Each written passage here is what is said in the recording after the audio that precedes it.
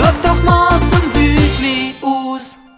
Ein kleines Schneckli im Gartenbeet, so gut versteckt, dass man dich fast nicht sieht. Hey, nimm mich mit in deine Zauberwelt.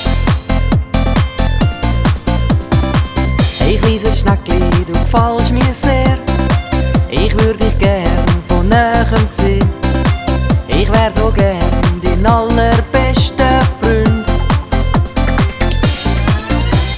Wirliwusch, kleines Schneckli im Märliland.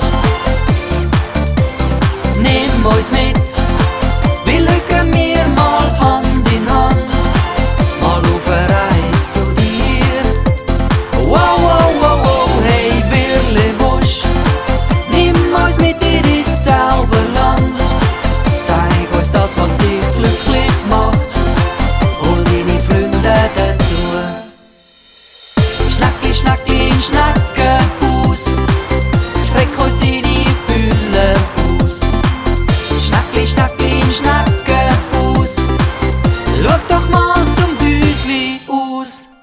Habt ihr euch schon mal überlegt, wie viel Gewicht so ein Schneckli trägt?